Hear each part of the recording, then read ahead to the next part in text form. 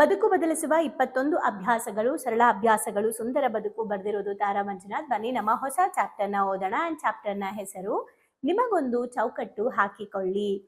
ಒಂದು ಬೌಂಡ್ರಿ ಹಾಕೊಳ್ಳಿ. ಆದ್ರೆ ಇದು ತುಂಬಾ ವಿಭಿನ್ನವಾಗಿದೆ. ಯಾವಾಗ್ಲೂ ನಾವು ಬೌಂಡ್ರಿ ಹಾಕೊಳ್ಳೋದ್ರ ಬಗ್ಗೆ ಮಾತಾಡಿರ್ತೀವಿ ಅಥವಾ ನೋಡಿರ್ತೀವಿ. ಬಟ್ ಹೇಗೆ ಹಾಕೋಬೇಕು, ಯಾಕೆ ಹಾಕೋಬೇಕು, ಹಾಕೊಂಡ್ರೆ ಏನೆಲ್ಲ ಬೆನಿಫಿಟ್ಸ್ ಇದೆ ಅನ್ನೋದನ್ನ ತಿಳ್ಕೊಳ್ಳೋಣ.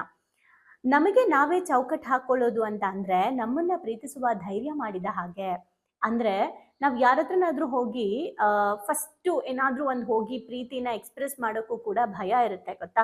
ಒಂದ್ ರೀತಿಯಾದಂತಹ ಪ್ರೀತಿಸೋ ಅಂತಹ ಒಂದು ಏನು, ಈಗ ತುಂಬಾ ಪ್ರೀತಿ ಮಾಡೋರ್ಗೆ ನಾವು ತುಂಬಾ ಪ್ರೀತಿಸ್ತಿರ್ತೀವಿ ಅನ್ಕೊಳ್ಳಿ, ಅವ್ರೇನೋ ತಪ್ಪು ಮಾಡ್ತಿರ್ತಾರೆ ಅನ್ಕೊಳ್ಳಿ, ಅಥವಾ ಅವ್ರೇನೋ ಒಂದು ಅವ್ರಿಗೇನೋ ಬುದ್ಧಿ ಹೇಳ್ಬೇಕಿರುತ್ತೆ, ಅವ್ರಿಗೇನೋ ಒಂದು ಸಜೆಷನ್ ಕೊಡ್ಬೇಕಿರುತ್ತೆ, ಆದ್ರೆ ನಮ್ಗೆ ಧೈರ್ಯ ಬರೋದಿಲ್ಲ. ಅಬ್ಸರ್ವ್ ಮಾಡಿ, ನಾವು ತುಂಬಾ ಪ್ರೀತಿಸೋರ್ಗೆನೆ ನಮ್ಗೆ ಸಜೆಷನ್ ಮಾಡಕ್ಕೆ ಧೈರ್ಯ ಬರಲ್ಲ, ಅಥವಾ ಏನು ಅವ್ರಿಗೆ ಬುದ್ಧಿ ಹೇಳಕ್ ನಮ್ಗೆ ಧೈರ್ಯ ಬರಲ್ಲ. ಯಾಕೆ ಅಂದ್ರೆ ಎಲ್ಲಿ ಅವ್ರು ನನ್ನ ಕಳ್ಕೊಂಡ್ಬಿಡ್ತಾರೆ, ಎಲ್ಲಿ ಅವ್ರನ್ನ ಬಿಟ್ಟು ಹೋಗ್ಬಿಡ್ಬೋದು ಅನ್ನೋ ಒಂದು ಇದ್ರ ಮೇಲೆ ನಮ್ಗೆ ಹೋಗಿ ಏನು ತಪ್ಪನ್ನ ಅವ್ರಿಗೆ ಹೇಳಕ್ ಆಗಲ್ಲ, ಕಳ್ಕೊಂಡ್ಬಿಡ್ತೀವಿ ಅಂತ.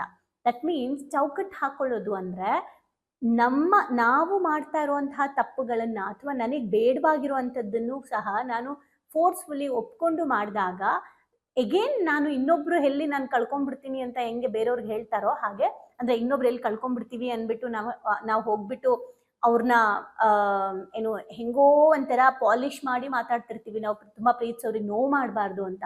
ಹಂಗೇನೆ ನಾವು ಬೌಂಡ್ರಿ ಹಾಕ್ಲಿಲ್ಲ ಅಂದ್ರೆ ನಮಗ್ ನಾವು ಮಾಡ್ಕೊಳ್ತಾ ಇರ್ತೀವಿ. ಸೊ ನಾವ್ ಇನ್ನೊಬ್ಬರನ್ನ ಏನು ನಮ್ಮ ಒಂದು ಬೌಂಡ್ರಿ ಹಾಕೊಳ್ಳೋದ್ರಿಂದ ನಮಗೆ ನಮ್ಮನ್ನ ಪ್ರೀತಿಸೋ ಧೈರ್ಯ ಬರುತ್ತೆ. ಅಂದ್ರೆ ನಾವು ಧೈರ್ಯವಾಗಿ ನಮ್ಮ ಲೈಫ್ನ ನಾವು ಅಕ್ಸೆಪ್ಟ್ ಮಾಡೋಕೆ ಸಾಧ್ಯ ಆಗುತ್ತೆ, ಅಥವಾ ಸರಿ ತಪ್ಪು ಎಲ್ಲವೂ ಡಿಸಿಷನ್ ತಗೊಳಕ್ಕೆ ಹೆಲ್ಪ್ ಆಗುತ್ತೆ ಅಂತ. ಹಾಗಿದ್ರೆ ಪ್ರತಿದಿನ ಬೇಸರ ಇಲ್ಲದೆ ಏಳುವುದನ್ನು, ನಿಮ್ಮ ಶಕ್ತಿ, ಸಾಮರ್ಥ್ಯ ಮತ್ತು ಭಾವನೆಗಳನ್ನು ಉತ್ತೇಜಿಸಲು ಮಾಡುವ ಕಾರ್ಯಗಳನ್ನ ಕಲ್ಪಿಸ್ಕೊಳ್ಳಿ. ದಿನಾ ಬೆಳಗ್ಗೆ ನೀವು ಎದ್ದಾಗ ಯಾವುದೇ ಒತ್ತಾಯವಿಲ್ಲದೆ, ಒತ್ತಡವಿಲ್ಲದೆ ನೀವು ಯಾವ್ಯಾವ ಕೆಲಸಗಳನ್ನ ಮಾಡ್ತೀರಾ ಲಿಸ್ಟ್ ಮಾಡ್ಬೋದಾ? ಯಾವ್ಯಾವ ಕೆಲಸ ನಿಮ್ಗೆ ಯಾವ ಪ್ರೆಷರ್ ಇಲ್ದೇನೆ ಮಾಡ್ತಾ ಇದ್ದೀರಾ? ಅಂದ್ರೆ ನಿಮ್ಗೆ ಇವಾಗ ಬೆಳಗ್ಗೆ ಹೇಳ್ಬೇಕಾದ್ರೆ ಯಾವುದೇ ಒತ್ತಡ, ಹೇಳ್ಬೇಕು ನಾಳೆ ಬೆಳಗ್ಗೆ, ಈ ತರ ಯಾವುದೇ ನಕಾರಾತ್ಮಕ ಭಾವನೆಗಳು ಇಲ್ಲದೆ ನೀವು ಆರಾಮಾಗಿ ಎದೊಳ್ತಾ ಇದ್ದೀರಾ. ಓಕೆ, ಯಾವುದೇ ಒತ್ತಾಯ ಇಲ್ಲದೆ ನಿಮ್ಮ ಶಕ್ತಿ, ಸಾಮರ್ಥ್ಯ, ಭಾವನೆಯನ್ನ ಉತ್ತೇಜಿಸ್ತಾ ಇರುವಂತಹ ಕಾರ್ಯಗಳು ಯಾವ್ಯಾವುದು ಅಂತ ಕಲ್ಪಿಸ್ಕೋಬೇಕು. ನಾವು ಈ ಕೆಲಸ ಮಾಡೋಕ್ ನಂಗೆ ಫೋರ್ಸ್ ಇಲ್ಲಪ್ಪ, ನಾನು ಇದನ್ನ ಮಾಡಬಲ್ಲೆ ಆರಾಮಾಗಿ ಅಂತ. ಓಕೆ, ಸೊ ನಿಮಗೆ ಇಷ್ಟವಿಲ್ಲದ ಕೆಲಸವನ್ನು ಮಾಡದಿರಲು ಸಂಕೋಚವಿಲ್ಲದೆ ತಿರಸ್ಕರಿಸುವುದನ್ನು ಊಹಿಸಿಕೊಳ್ಳಿ. ಯಾರೋ ನಿಮ್ಗೆ ಇಷ್ಟ ಇರಲ್ಲ, ಯಾವುದೋ ಒಂದು ಜಾಗಕ್ಕೆ ಹೋಗಕ್ಕೆ ಇಷ್ಟ ಇರಲ್ಲ, ಯಾವುದೋ ಒಂದು ಕೆಲಸ ಮಾಡಕ್ ಇಷ್ಟ ಇರಲ್ಲ, ಏನೋ ನಿಮಗ್ ತಿನ್ನಕ್ ಇಷ್ಟ ಇರಲ್ಲ, ಅದನ್ನ ತಿನ್ನಿ ಅಂತ ಫೋರ್ಸ್ ಮಾಡ್ತಿರ್ತಾರೆ. ಅವ್ರ ಒತ್ತಾಯಕ್ಕೋಸ್ಕರ ಅವ್ರೇನ್ ಅನ್ಕೊಳ್ತಾರೋ ಅಂತ ತಿನ್ನೋದು, ಅವ್ರೇನ್ ಅನ್ಕೊಳ್ತಾರೋ ಅಂತ ಹೋಗೋದು, ಅವ್ರೇನ್ ಅನ್ಕೊಳ್ತಾರೋ ಅಂತ ಕರೆಯೋದು, ಬೇರೆಯವ್ರು ಏನ್ ಅನ್ಕೊಂಡ್ಬಿಡ್ತಾರೆ ಅಂತ ನಮಗೆ ಒತ್ತಡ ಪೂರ್ವಕವಾಗಿ ನಾವು ಅವರು ಬೇಕಾದಂಗೆ ನಮ್ಮ ಕೆಲಸನ ನಾವು ಮಾಡ್ಕೊಡೋದು, ಅವ್ರಿಗೆ ಬೇಕಾದಂಗೆ. ಆ ಥರದನ್ನ ನೀವು ಹೇಗೆ ಕಲ್ಪಿಸ್ಕೋಬೇಕು ಅಂದ್ರೆ, ನಿಮ್ಗೆ ಯಾರೋ ಒಬ್ರು ನಿಮ್ಗೆ ಇಷ್ಟ ಇಲ್ಲದೆ ಇರೋದನ್ನ ತಿನ್ನಿ ಅಂತ ಹೇಳ್ತಾರೆ.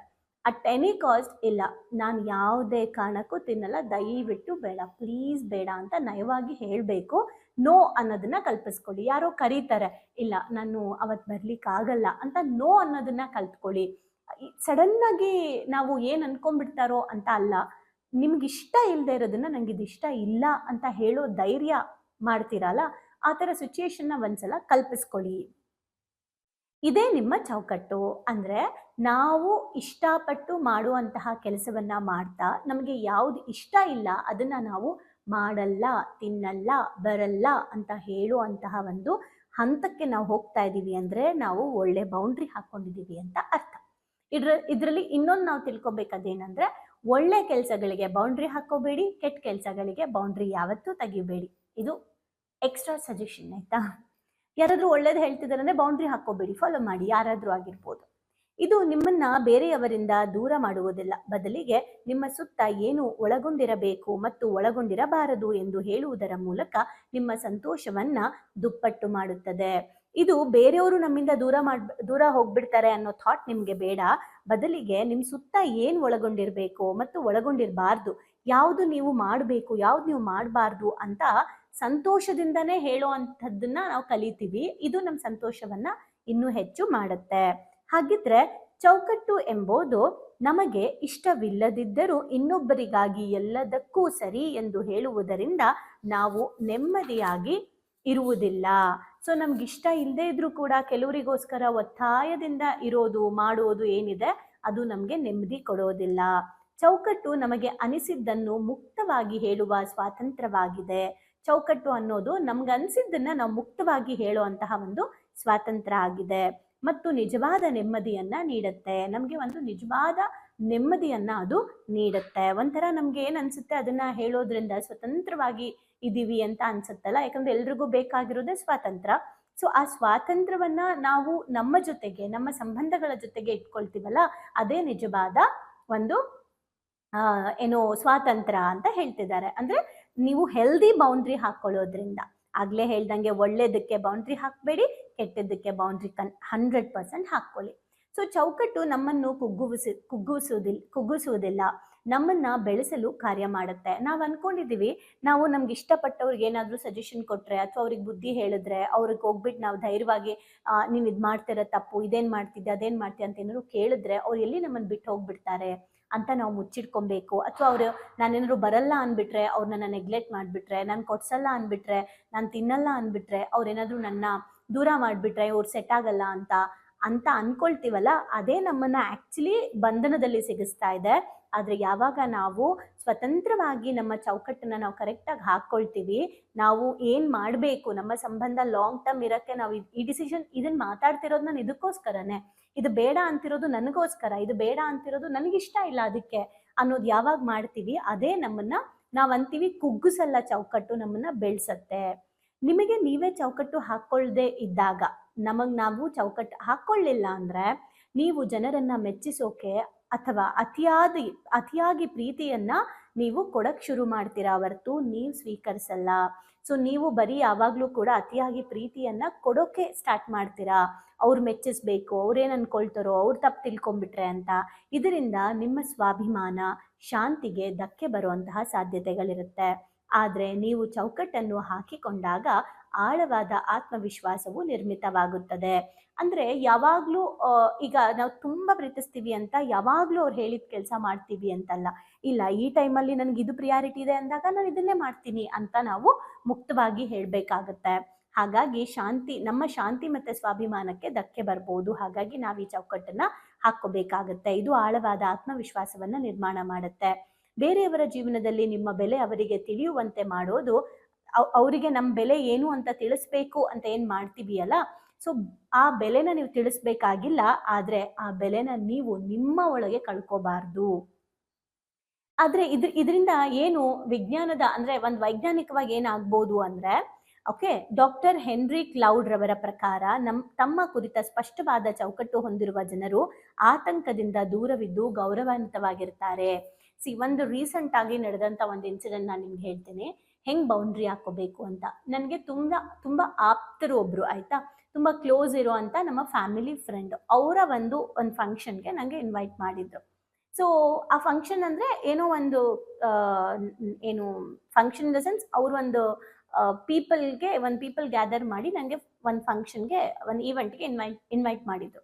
ಸೊ ನಾನು ಹೇಳ್ದೆ, ಏನು ಈವೆಂಟ್ ಪರ್ಪಸ್ ಏನು, ಹಿಂಗೆ. ಓಕೆ, ನಾನು ಯಾಕೆ ಗೆಸ್ಟ್ ಆಗಿ ಬರಬೇಕು, ಸೊ ನೀವು ಇದು ಸ್ಪೀಕರ್ ಆಗಿ ಬರಬೇಕು, ಓಕೆ, ಏನು ಮಾತಾಡಬೇಕು, ಇದನ್ನ ಮಾತಾಡ್ಬೇಕು, ಈ ವಿಷಯನ ಪೀಪಲ್ ಜೊತೆ ಹಂಚ್ಕೋಬೇಕು. ಓಕೆ ಆಯಿತು, ಹಾಗಿದ್ರೆ ನಂದು ರೂಲ್ಸ್ ಇದೆ, ನೀವು ಇಷ್ಟು ಗಂಟೆಗೆ ಶುರು ಮಾಡಬೇಕು, ನನಗೆ ಇಷ್ಟು ಗಂಟೆಗೆ ಎಂಡ್ ಮಾಡಬೇಕು, ಅಟ್ ಎನಿ ಕಾಸ್ಟ್ ನಾನು ಅಲ್ಲಿ ಇಷ್ಟು ಗಂಟೆ ಮೇಲೆ ಇರೋದಿಲ್ಲ, ನಾನು ಅಷ್ಟು ಗಂಟೆ ಆದ್ಮೇಲೆ ಹೊರಟ್ಬಿಡ್ತೀನಿ, ನೀವೇನಾದರೂ ಮಾಡ್ಬೋದು. ಆ್ಯಂಡ್ ನನಗೆ ಅವ್ರದ್ದು ಇದೇ ಥರನೇ ಅವ್ರಿಗೆ ಮುಂಚೆ ಇನ್ಫಾರ್ಮೇಷನ್ ಕೊಡಬೇಕು, ಅವ್ರು ಹಿಂಗೆ ಬರಬೇಕು, ಹಿಂಗೆ ಮಾಡಬೇಕು, ಹಿಂಗೆ ಮುಗಿಸ್ಕೊಂಡು ಹೊರಡ್ತೀನಿ, ನನಗೆ ಇದೆಲ್ಲ ಬೇಕು, ಹಂಗಿದ್ರೆ ನಾನು ಬರ್ತೀನಿ ಅಂತ ಮುಂಚೆ. ಆಯ್ತಾಯ್ತು ಸರಿ, ನಿಮ್ದು ಹೆಂಗಿದೆ ಹಂಗೆ ಬರೋಣ. ನಾವು ಅನ್ಕೊಳ್ತೀವಿ, ಓ ಇದೆಲ್ಲ ಕೇಳ್ತಾ ಇದ್ದಾರೆ, ಏನು ಇವಾಗ ಡಿಮಾಂಡ್ ಮಾಡ್ತಾ ಇದ್ದಾರೆ, ಮುಂಚೆ ಎಲ್ಲ ನಾವು ಕರೆದ ತಕ್ಷಣ ಬಂದು ಮಾತಾಡ್ತಾ ಇದ್ರು ಅಂತ ಅವ್ರು ಅನ್ಕೊಳ್ತಾರೆ. ಅಲ್ಲ, ನಾನು ಅದನ್ನು ಹೇಳ್ದೆ, ನೋಡಿ, ಮುಂಚೆ ನಾನು ಎಲ್ಲಾರ್ಗೂ ಕರೆದ ತಕ್ಷಣ ಹೋಗಿ ಮಾತಾಡಿದ್ದೀನಿ, ಬಟ್ ಆ ಜ್ಞಾನಕ್ಕೆ, ವಿದ್ಯೆಗೆ ಬೆಲೆ ಇದೆ ಅನ್ನೋದನ್ನ ನಾನು ಕೂಡ ಗೊತ್ತು ಮಾಡ್ಕೊಂಡಿರ್ಲಿಲ್ಲ. ಈಗ ನಾನು ನಮ್ಮ ಜ್ಞಾನ ಏನಿದೆ, ಜ್ಞಾನಕ್ಕೆ ಮತ್ತೆ ವಿದ್ಯೆಗೆ ಯಾರೇ ಆಗಲಿ ಸರೆಂಡರ್ ಆಗಬೇಕು. ಯಾರು ಆ ಸಿಸ್ಟಮ್ಗೆ ಸರೆಂಡರ್ ಆಗ್ತಾರೆ ಅವ್ರು ಮಾತ್ರನೇ ಈ ವಿಷಯನ ತಿಳ್ಕೊಳ್ತಾರೆ. ಹಾಗಾಗಿ ಈ ವಿಷಯದಲ್ಲಿ ನಾನು ಕಾಂಪ್ರಮೈಸ್ ಆಗಲ್ಲ ಅಂತ ಹೇಳಿದ್ದೆ. ಓಕೆ, ಸೊ ಇದರಿಂದ ಅವ್ರಿಗೆ ಅರ್ಥ ಆಯ್ತು. ಫಸ್ಟ್ ಬಿಗಿನಿಂಗಲ್ಲಿ ಏನಂತ ಇದ್ರು ಅಂತಂದ್ರೆ ಅದ್ ಹೆಂಗೆ, ಹಂಗಾಗಲ್ಲ ಹಿಂಗಾಗಲ್ಲ, ಅವರು ಎಲ್ಲ ನಮ್ಮವರೇ ಅಂತೆಲ್ಲ ಬಂತು. ಬಟ್ ಸ್ಟಿಲ್ ನಾನು ಇಲ್ಲ ಅದಂಗಾಗಲ್ಲ ಅಂತ ಹೇಳಿ ಹಿಂಗಿದ್ರೇನೆ ಅಂತ ಸ್ಟ್ರಿಕ್ಟ್ ಆಗಿ ಹೇಳಿದ್ಮೇಲೆ ಓಕೆ ಫಾಲೋ ಮಾಡಿದ್ರು. ಯಾಕೆ ಅಂದ್ರೆ ಮುಂಚೆ ಆಗಿದ್ರೆ ನಾನು ಹೇಳ್ತಾನೆ ಇರ್ಲಿಲ್ಲ, ಏನ್ ಅನ್ಕೊಂಡ್ಬಿಡ್ತಾರೋ ಅಂತ. ಅಫ್ಕೋರ್ಸ್ ಅವ್ರು ಅನ್ಕೋಬಹುದು ಮುಂಚೆ ಹಿಂಗಿರ್ಲಿಲ್ಲ ಇವರು ಅಂತ, ನಾವ್ ಮಾಡ್ಲೇಬೇಕಲ್ವಾ ಅದನ್ನ. ಯಾಕಂದ್ರೆ ಇವಾಗ ಅರ್ಥ ಆಗಿದೆ ಬೌಂಡ್ರಿ, ಇಲ್ಲ ಅಂದ್ರೆ ಅಲ್ಲಿ ಹೋಗಿ ನನಗ್ ಟೈಮ್ ಆಗುತ್ತೆ. ಬಿಕಾಸ್ ನನಗೆ ಅವತ್ತು 5 o'clock ಬೇರೆ ಸೆಷನ್ ಇತ್ತು, ನಾನು ಬೇಗ ಮುಗಿಸ್ಬೇಕಿತ್ತು. ಅಲ್ಲಿಂದ ವಾಪಸ್ ಬರಕ್ ನಂಗೆ 1.5 ಗಂಟೆ 2 ಗಂಟೆ ಆಗುತ್ತೆ. ಬಂದು ನಾನು ಬೇಗ ರೆಡಿ ಆಗಿ ಮಾಡ್ಬೇಕು, ಇದೆಲ್ಲ ಇರುತ್ತೆ. ಅದೇ ಥರ ನನಗೆ ಏನು ಹೇಳ್ತಾರೆ, ನನ್ನ ಫ್ಯಾಮಿಲಿ ಸಿಚುಯೇಷನ್ಸ್ಗಳಲ್ಲೂ ಆಗಿದೆ. ಮುಂಚೆ ಎಲ್ಲ ಹೆಂಗೆ ಅಂದರೆ, ಈಗ ನನಗೆ 5 ಗಂಟೆಗೆ ಈವೆಂಟ್ ಇದೆ ಅಂದರೆ ನಿಮ್ಗೆ ಯಾಕೆ 4 ಗಂಟೆಗೆ ವಾಪಸ್ ನಿಮ್ಮ ಮನೆ ಹತ್ರ ಬಿಡ್ತೀವಿ ನಾವು, ನೀವು ಬನ್ನಿ ಫಂಕ್ಷನ್ಗೆ ಅಂತ ಹೇಳಿ ಕರ್ಕೊಂಡು ಹೋಗಿ ಎಷ್ಟೋ ಸಲ ನನಗೆ 5 o'clock ಈವೆಂಟ್ ಇದೆ ಅಂದರೆ 5:30 ಕರ್ಕೊಂಬಂದು ಬಿಟ್ಟಿದ್ದುಂಟು, 5:40 ಕರ್ಕೊಂಬಂದು ಬಿಟ್ಟಿದ್ದುಂಟು. ಇವೆಲ್ಲ ನನಗೆ ಅನುಭವಗಳಾಗಿದೆ. ಅದಕ್ಕೆ ಈಗೇನು ಮಾಡ್ತೀನಿ, 5 ಗಂಟೆಗೆ ಈವೆಂಟ್ ಇದೆ ನಂದು, ಸೊ ನಾನು ಯಾವುದೇ ಕಾರಣಕ್ಕೂ ಇವತ್ತು ಬರಲ್ಲ. ಇಲ್ಲ ನಾವು ಗ್ಯಾರಂಟಿ 4 ಗಂಟೆ ಕರ್ಕೊಂಬಂದು ಬಿಡ್ತೀವಿ ಅಂದರೆ ಇಲ್ಲ ಬೇಕಾದ್ರೆ ನಾ ಬರ್ತೀನಿ 2 ಗಂಟೆಗೆ, ಅದು ಎಲ್ಲಾದರೂ ಇರಲಿ ನಾ ಹೊರಟು ಬಂದುಬಿಡ್ತೀನಿ. ಅಟ್ಲೀಸ್ಟ್ 1 hour ಪಾರ್ಟಿಸಿಪೇಟ್ ಮಾಡ್ತೀನಿ ಫಂಕ್ಷನ್ಸ್ನ. ಇಲ್ಲ ಅಂದರೆ ನಾನು ಅದಕ್ಕೂ ಬರಲ್ಲ. ನನ್ನ ಕೈಯಲ್ಲಿದ್ದರೆ, ಕಂಟ್ರೋಲ್ ನನ್ನ ಕೈಯಲ್ಲಿದ್ದರೆ ಮಾತ್ರ ನಾನು ಫಂಕ್ಷನ್ಸ್ಗಳಿಗೆ ಹೋಗ್ತೀನಿ. ಬೇರೆಯವ್ರ ಕೈಯಲ್ಲಿ ಕಂಟ್ರೋಲ್ ಕೊಟ್ಟು ಹೋಗಲ್ಲ. ಯಾವಾಗಲೂ ಅಲ್ಲ, ಯಾವಾಗಲೂ ನಾನು ಯಾರ ಮೇಲೂ ಎಕ್ಸ್ಪೆಕ್ಟ್ ಮಾಡಲ್ಲ. ಬಟ್ ಈವೆಂಟ್ಗಳಿದ್ದಾಗ, ಕೆಲಸಗಳಿದ್ದಾಗ ನಾನು ಅದನ್ನು ಎಕ್ಸ್ಪೆಕ್ಟ್ ಮಾಡ್ತೀನಿ. ಮುಂಚೆ ಎಕ್ಸ್ಪೆಕ್ಟ್ ಮಾಡ್ತಾ ಇದ್ದೆ, ವರ್ಕ್ ಆಗ್ತಾ ಇರಲಿಲ್ಲ. ಇವಾಗ ನಾನು ಏನು ಮಾಡ್ತೀನಿ, ನನ್ನ ಕಂಟ್ರೋಲಲ್ಲಿದ್ದರೆ ಮಾತ್ರ ನಾನು ಆ ಫಂಕ್ಷನ್ ಅಟೆಂಡ್ ಮಾಡ್ತೀನಿ. ನನ್ನ ಕಂಟ್ರೋಲಲ್ಲಿ ಇಲ್ಲದೆ ಇರೋ ಫಂಕ್ಷನ್ಸ್ ನಾನು ಅಟೆಂಡ್ ಮಾಡಲ್ಲ. ಫಾರ್ ಎಕ್ಸಾಂಪಲ್, ನಾನು ಹೋದ್ಮೇಲೆ ಅಲ್ಲಿ ಇನ್ನೂ ಫಂಕ್ಷನ್ನೇ ಸ್ಟಾರ್ಟ್ ಆಗಿಲ್ಲ ಅಂದರೆ ಎಲ್ಲರೂ ಮಾತಾಡಿಸ್ಬಿಟ್ಟು ಚೆನ್ನಾಗಿದ್ದೀರಾ, ನಂಗೆ ಈವೆಂಟ್ ಇದೆ ನಾನು ಹೊರಡ್ತೀನಿ, ಪರವಾಗಿಲ್ಲ. ಕೆಲವರು ಅಂತಾರೆ, ಓ ಯಾವಾಗಲೂ ಬ್ಯುಸಿಯಾಗಿ ಬರ್ತೀರಾ ಹಾಗೆ ಹೀಗೆ ಅಂತ. ನೋ ಪ್ರಾಬ್ಲಮ್, ನಾನು ಮಾಡ್ತಿರೋ ಕೆಲಸನೇ ಅಂಥದ್ದು, ಆಯಿತಾ. ನಮ್ಮನೆಗೆ ಬರೋದೇ ನಾನು ಯಾವತ್ತು ಅನ್ನೋದೇ ಕ್ವಶನ್ ಇರುತ್ತೆ. ಇನ್ನು ಬೇರೆಯವ್ರು ಹಂಗೆ ಅಂದ್ಕೊಳ್ತಾರೆ ಅಂತ ಕೂತ್ಕೊಂಡ್ರೆ ಒಂದು 10-20 ಜನ ನನ್ನ ಬಗ್ಗೆ ನೆಗೆಟಿವ್ ಆಗಿ ಮಾತಾಡ್ಬೋದು. ಬಟ್ ನಾವು ಮಾಡ್ತಾ ಇರೋ ಕೆಲಸ ಸಾವಿರಾರು ಜನ ಆ್ಯಂಡ್ ಸಮಾಜಕ್ಕೆ ಅಂತ ಬಂದಾಗ ಕೆಲವೊಂದು ಸ್ಯಾಕ್ರಿಫೈಸ್ ಮಾಡಲೇಬೇಕಾಗುತ್ತೆ. ಆ ಧೈರ್ಯ ಮಾಡಿದ್ರೇ ನಾವು ವರ್ಕ್ ಮಾಡೋಕ್ಕಾಗುತ್ತೆ ನಮ್ಮ ಫೀಲ್ಡಲ್ಲಿ. ಸೊ ಅದನ್ನು ಬೌಂಡ್ರಿ ಹಾಕೊಂಡ್ಮೇಲೆ ನನಗೆ ಆ ಸ್ಟ್ರೆಂತ್ ಬಂದಿದ್ದು. ಮುಂಚೆ ತುಂಬ ಸಫರ್ ಆಗ್ತಾ ಇದ್ದೆ. ಈ ಕಡೆ ಕ್ಲಾಸು, ಈ ಕಡೆ ಫಂಕ್ಷನ್ನು, ಈ ಕಡೆ ಅವ್ರು ಬಿಟ್ಟು ಬರೋಂಗಿಲ್ಲ, ಈ ಕಡೆ ಇವ್ರು ಬಿಟ್ಟು ಬರೋಂಗಿಲ್ಲ, ಏನು ಅನ್ಕೊಳ್ತಾರೋ, ನನ್ನ ಬಗ್ಗೆ ತಪ್ಪು ತಿಳ್ಕೊಳ್ತಾರೇನೋ, ಈಗೋ ಅನ್ಕೊಂಡ್ಬಿಡ್ತಾರೇನೋ, ತುಂಬ ಓವರ್ ಥಿಂಕಿಂಗ್ ಎಲ್ಲ ಮಾಡ್ತಾ ಇದ್ದೆ. ಈ ಬೌಂಡ್ರಿ ನನಗೆ ರಿಲೀಫ್ ಕೊಟ್ಟಿದೆ, ಸಂತೋಷವನ್ನು ದುಪ್ಪಟ್ಟು ಮಾಡಿದೆ, ಕಾನ್ಫಿಡೆನ್ಸ್ನ, ಆತ್ಮವಿಶ್ವಾಸನ ಹೆಚ್ಚು ಮಾಡಿದೆ, ನನ್ನನ್ನು ಕುಗ್ಸಿಲ್ಲ, ನನ್ನನ್ನು ಬೆಳೆಸಿದೆ. ಹಾಗಾಗಿ ಡಾಕ್ಟರ್ ಹೆನ್ರಿ ಕ್ಲೌಡ್ ಅವರು ಇದನ್ನು ಹೇಳ್ತಾರೆ, ಯಾರು ಸ್ಪಷ್ಟವಾಗಿ ಚೌಕಟ್ಟನ್ನು ಹೊಂದಿರ್ತಾರೆ ಅವ್ರು ಯಾವತ್ತೂ ಆತಂಕ ಮತ್ತು ಕನ್ಫ್ಯೂಷನ್ ಇರಲ್ಲ. ಜೊತೆಗೆ ಇದು ಹೆಚ್ಚಿನ ಭಾವನಾತ್ಮಕ ಬುದ್ಧಿವಂತಿಕೆ ಮತ್ತು ಕಾಮಿಡಿ ಕಾರ್ಟಿಸೋಲ್ ಮಟ್ಟಕ್ಕೆ ಕಾರಣವಾಗುತ್ತದೆ. ಓಕೆ, ಜೊತೆಗೆ ಇದು ಹೆಚ್ಚಿನ ಭಾವನಾತ್ಮಕ ಬುದ್ಧಿವಂತಿಕೆ ಅಂದರೆ ನಮಗೆ ಭಾವನಾತ್ಮಕವಾಗಿ ಥಿಂಕ್ ಮಾಡುವಂತಹ ಕೆಪಾಸಿಟಿನೂ ಕೊಡುತ್ತೆ, ಸೂಕ್ಷ್ಮ ವಿಚಾರಗಳನ್ನು ಗ್ರಹಿಸೋ ಶಕ್ತಿಯನ್ನು ಕೊಡುತ್ತೆ, ತೀರಾ ಸೂಕ್ಷ್ಮ ಭಾವನೆಗಳನ್ನ ಅರ್ಥ ಮಾಡ್ಕೊಳ್ಳುವಂಥ ಒಂದು ಸೆನ್ಸಿಟಿವಿಟಿನ ಕೊಡುತ್ತೆ. ಹಾಗೆ ಕಾರ್ಟಿಸೋಲ್ ಏನಿದೆ ಅದನ್ನು ಕಡಿಮೆ ಮಾಡುತ್ತೆ. ಕಾರ್ಟಿಸೋಲ್ ಅಂದರೆ ನಿಮಗೆ ಸ್ಟ್ರೆಸ್ ಹಾರ್ಮೋನ್ ಏನಿದೆ ಅದನ್ನು ಕಡಿಮೆ ಮಾಡುತ್ತೆ. ಹಾಗಾಗಿ ನಾವು ಎಮೋಷ್ನಲಿ ಬ್ಯಾಲೆನ್ಸ್ಡ್ ಆಗಿರ್ತೀವಿ.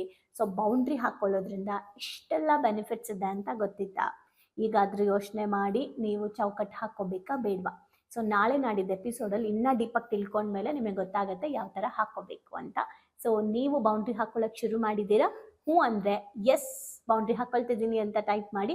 ನಾಳೆ ಎಲ್ಲೆಲ್ಲಿ ಹಾಕ್ಕೊಳ್ಳೋಣ ಅಂತ ನೋಡೋಣ. Thank you.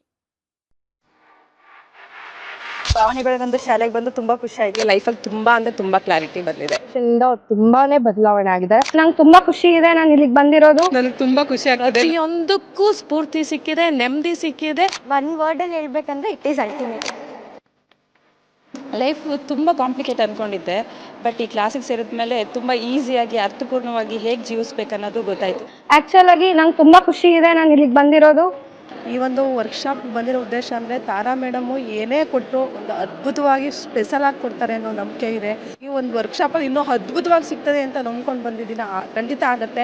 ಡೈಲಿ ಹೊಸ ಟಾಪಿಕ್ ನಾವು ಡೈಲಿ ವೇಟ್ ಮಾಡ್ತಾ ಇರ್ತೀವಿ, ಇವತ್ತೇನು ಹೇಳ್ಕೊಡ್ತಾರೆ, ನಾಳೆ ಏನು ಹೇಳ್ಕೊಡ್ತಾರೆ ಅಂತೇಳಿ. ನಾನು ಎಲ್ಲರಿಗೂ ಹೇಳೋದಷ್ಟೇ, ಅವ್ರು ಕೊಡೋ ಎಲ್ಲ ಟಾಸ್ಕ್ನು ಚೆನ್ನಾಗಿ ಫಾಲೋ ಅಪ್ ಮಾಡಿದರೆ ನಿಮ್ಮ ಜೀವನ ಇನ್ನೂ ತುಂಬ ಚೆನ್ನಾಗಿರುತ್ತೆ. ಎಜುಕೇಶನ್ ಬಂದ್ಮೇಲೆ ನನ್ನ ಲೈಫ್ ಸೇವ್ ಆಯ್ತು ಅಂತಾನೆ ಹೇಳ್ಬೋದು. ಸೊ ಬಹಳನೇ ಖುಷಿ ಇದೆ. ನಮ್ಮನ್ನ ನಾವು ಟ್ರಾನ್ಸ್ಫಾರ್ಮ್ ಮಾಡ್ಕೊಂಡು ಈ ಹ್ಯಾಬಿಟ್ಸ್ ಎಲ್ಲ ನಾವು ಇನ್ಸ್ಟಾಲ್ ಮಾಡ್ಕೊಂಡ್ರೆ ನಮ್ಮ ಲೈಫ್ ಖಂಡಿತವಾಗ್ಲೂ ಸಕ್ಸಸ್ಫುಲ್ ಆಗುತ್ತೆ ಅಂತ ಅಂದ್ಬಿಟ್ಟು. ಸೊ ನಿಮ್ಮ ಲೈಫ್ ಚೇಂಜಿಂಗ್ ಟ್ರಾನ್ಸ್ಫಾರ್ಮೇಶನ್ ಅಂತ ಅಂದ್ರೆ ಇದಕ್ಕೆ Emojim is the most and main ಕಾರಣ ಅಂತಾನೆ ಹೇಳ್ತೀನಿ. ಎಕ್ಸ್ಪ್ರೆಸ್ ಮಾಡ್ಬೇಕಂದ್ರೆ ಒಂದು ವರ್ಡ್ ಅದು ಭಾಳ ಚಿಕ್ಕದಾಗತ್ತೆ. ಅದು ಏನಂತಂದ್ರೆ ಥ್ಯಾಂಕ್ ಯು ಅನ್ನೋಂಥ ವರ್ಡ್ ಮಾತ್ರ ನಾನು ಎಕ್ಸ್ಪ್ರೆಸ್ ಮಾಡ್ಬೋದು. ಒಂದೊಂದು ಸ್ಟೆಪ್ಪಲ್ಲೂ ನಾವು ಚೇಂಜ್ ಆಗ್ತಿದ್ದೀನಿ, ನಾನು ಚೇಂಜ್ ಆಗ್ತಿದ್ದೀನಿ ಅನ್ನೋದು ತುಂಬ ನನಗೆ ಅಳವಡಿಕೆ ಆಗ್ತಿದೆ. ಮತ್ತು ಎಲ್ಲ ಸ್ಕೂಲು ಕಾಲೇಜ್ಗಳಲ್ಲೂ ಇದೊಂದು ಸಬ್ಜೆಕ್ಟ್ ಅಂತ ಇಡಬೇಕು ಮಕ್ಕಳಿಗೆ. ಎಲ್ರಿಗೂ ಯೂಸ್ ಆಗುವಂಥ ಕ್ಲಾಸ್ ಇದು, ಯೂನಿಕ್ ಆಗಿದೆ.